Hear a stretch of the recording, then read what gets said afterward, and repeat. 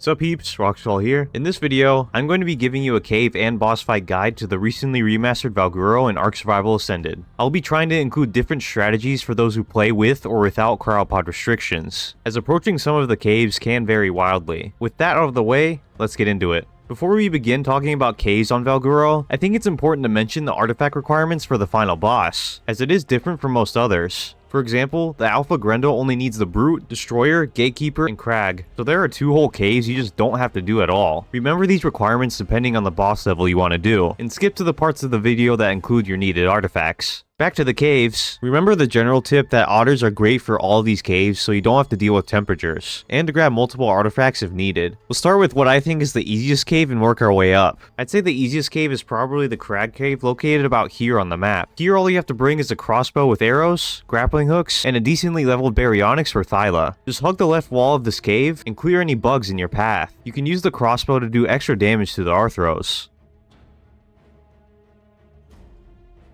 Very shortly after, you have these jumps in front of you with scary lava beneath. You can take the easy route of just grappling across, but if you're a Giga Chad ARK gamer like me, you'll use those baryonyx hops to get across. The artifact is then located on the left side where you'll definitely have to grapple to get it. Then simply jump or grapple back where you came from to make your way out.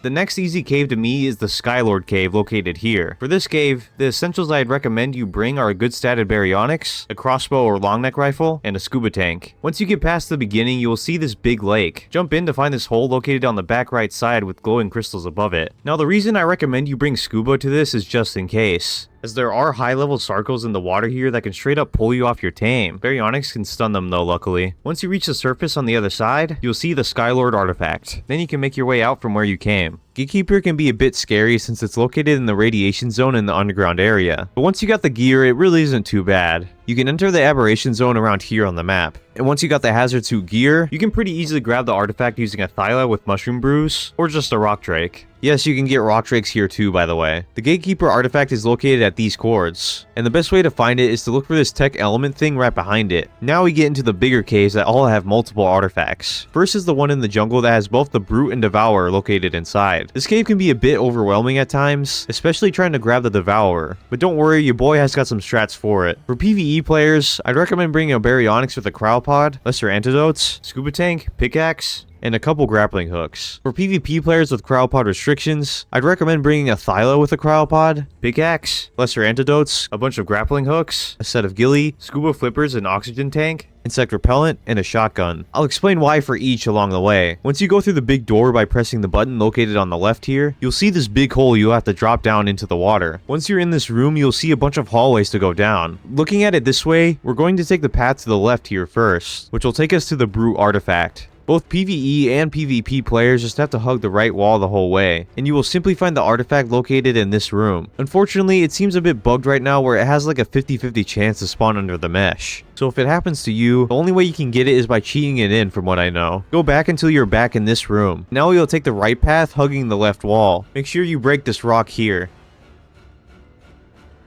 Fight all them creatures along the way, and eventually you will reach this short underwater section. Here's where you're going to have to cryopod your creature for both PvE and PvP players. Once you reach the other side, though, things get a bit different. PvE players can just cryopod their baryonyx out again here, and fight all the creatures nearby. Do not fall to the bottom though, as you will instantly die and probably lose your items. For PvP players that can't cryopod a creature here, I recommend putting on ghillie armor and bug spray to make everything in this room just ignore you, as long as you don't get too close. Grapple around the room like Spider-Man to eventually reach the artifact, and a shotgun is recommended just in case. The artifact is located in these crystals on the ceiling here, so make sure both PvE and PvP players grapple to get up and down. At the end of the room, there's this little hole you have to grapple to that leads to a somewhat lengthy underwater section. PvE players can cryopod their baryonyx here to simply swim all the way through. You don't need scuba at all for this from my testing. Just watch your oxygen stat. PvP players will have to put on scuba, and honestly, you have to kind of pray the eurythrids or the eels don't knock you out or stun you to death. Be speedy and stick to the top for most of it. Once you reach the end, press this button on the right here to leave this area, and then go left up the stairs back where you started. Press this button on the right to open this door to freedom. The Destroyer and Cunning cave is unfortunately one that is very similar to the snow cave on the island. If you know that cave at all, this will not be a fun time. Thankfully, it's not as long as the snow cave, so you can get through it all with a lot less trouble. If you are on PvE, I'd recommend bringing a Uranus and a few Rexes and Cryopods, a otter for insulation, grappling hooks, black armor, and grenades. You want to throw a single Rex and Uti out to slowly clear this cave. The extra Rexes and Cryopods are for backups. The Uranus can scare Palovias out of their mounds and buff the Rex to make clearing the high-level creatures in this cave easy. Grenades are just in case the Uti can't scare a Palovia out of a mound and you have to do it yourself. For PvP players, it's going to be a lot tougher, as the small gap in the cave makes bringing most creatures through impossible. Two creatures that can fit through I'd recommend, though, is a Daedon and a high-level Baryonyx breeding pair. If they are statted well enough, they can definitely clear this cave for you. Also, make sure you bring flak armor, an otter, a shield, grappling hooks, and grenades too, of course. Unlike PvE players, you will be forced to use grenades to get Plorovias out of their mounds. This can be scary, so it's why I recommend bringing flak armor and a shield to keep your character safe if you do get knocked off. Now, all you have to do to get through this cave is hug the left wall the whole way. Make sure you or your creatures do not fall down to the bottom straight away. This area can be death, and honestly, if you're on PvP and one of your creatures has dumb ARK AI and falls down there, you may have to do a hard reset for more creatures to get through, as falling down there can be GG for most things from my testing. If you are hugging the left wall correctly, first you will enter this little cave on foot here to this parkour area with the artifact of the Destroyer. This is a stinky instant death pit at the bottom that makes you lose all your items. So this is why I recommend you bring grappling hooks to just grapple across. Once grabbed, go back and continue to hug the left wall and you will eventually reach another little cave that contains the artifact of the Cunning. If you are on PvE doing the Rex and Uti strat, make sure you bait the creatures in the room out first into your tames before walking in. Then boom, you're done. Just hug the right wall to make your way out. The final cave, called the Labyrinth, contains 3 artifacts, and really stinks to be honest with the high level bugs, Broodmother boss, and easy ability to get lost. For PvE players, I recommend you bring a Thyla with a Cryopod, and 2 gas masks. PvP players do the same, but make sure you also bring bug spray, flak armor, a couple shields, and a shotgun with a bunch of ammo. Once you first enter the area, you will realize there is a Broodmother boss. This can be easily killed with the Thyla's bleed ability over time, if you really want to kill it for some solid loot, but it may be easier for most to just run by if you want the artifacts only. This Broodmother can vary widely in strength depending on its level, so be careful. Now entering this cave here, you want to put on your gas mask to not die from gas in the cave, and hug the right wall until you find this little entrance here that you will need to walk to get through. PvE players can cryo their Thyla to the other side. This, unfortunately for PvP players, is where not many creatures at all will fit through. This is why I recommend you bring bug spray, full set of flak, and a shotgun. You will have to run through, and hopefully not get too many bugs aggro to you. Now hugging the left wall, you will know when you're in the right area once you see this jump here. Going straight gives you the artifact of the strong, going down to the left gives you an easy route to the artifact of the immune, and going down to the right is a bit more complex route to the artifact of the pack. Make sure to grab strong first while you are up here,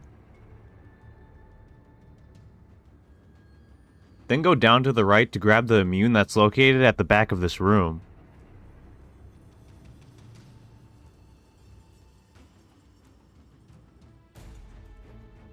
Then go all the way to the other side of the cavern and hug the left wall.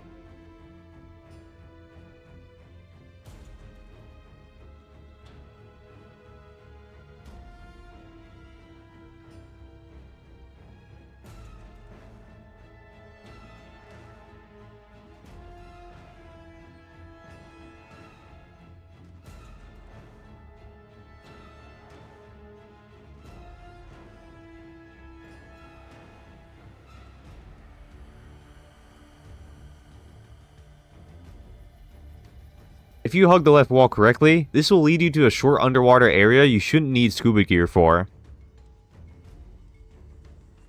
And on the other side is the artifact of the pack.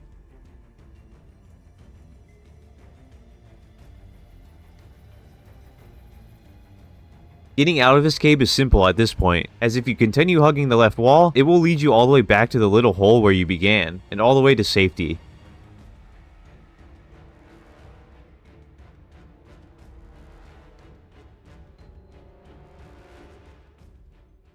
The boss fight on Valguero does not mess around. It's a completely new boss called the Grendel, which is pretty much a big version of the community voted Mega Raptor added to the map with a skull.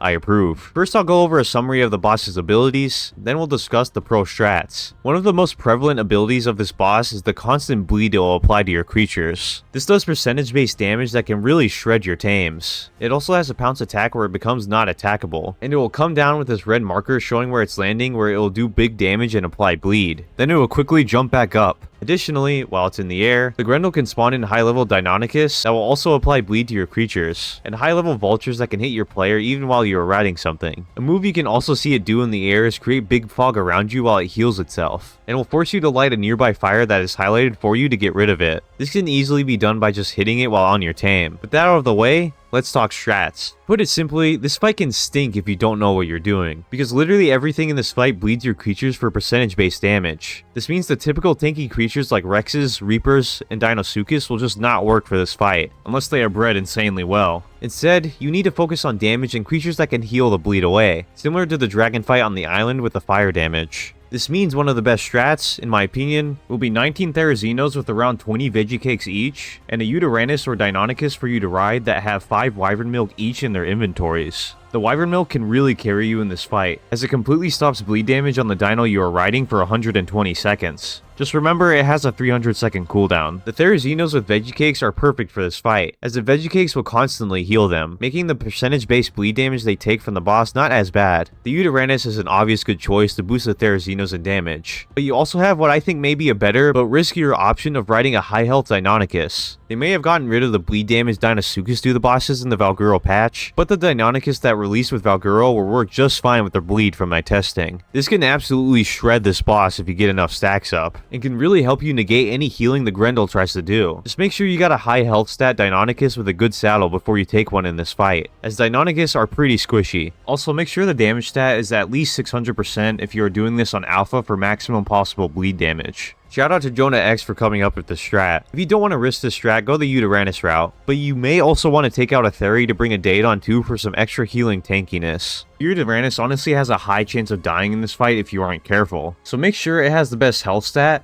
and saddle possible. When I was testing this, my Yutyrannus died several times when I wasn't using the Wyvern Milk properly, even with 40k health and a good saddle. Make sure you use the Wyvern Milk as much as possible to mitigate the bleed damage. Use the command r.volumetric fog 0 before starting this fight as well, because even though it looks cool, this arena can stink if you can't see, as you will get stuck on absolutely everything. This brings me to the point that while you're riding your Deinonychus or Yutyrannus, be on the move constantly. Any bleed hit from the Deinonychus or the Grendel can be absolutely devastating to your health. It's additionally important to remember with the pounce attack the Grendel does, it will not attack you after, instead jumping back up into the sky. The only time it will actually fully attack you is if you light the torches, so save your big attacks for it. Other than that, make sure you bring really good armor and health boosts for your character, as the vultures can hit you while you are on your tame and do a ton of damage. Your army should be good at killing them though if their stats are high enough. I'm a big fan of bringing a solid shotgun for the fight too, as you typically want to sit back if you're doing the Yuty strat. It works well with the Deinonychus as well, because you can just shoot on the back of him. If you did this all correctly, the Grendel noob will eventually go down. Grab your reward in the loot crate that appears after death. On alpha, it will reward you with a trophy to hang on your wall, a flag, and a solid 520 element.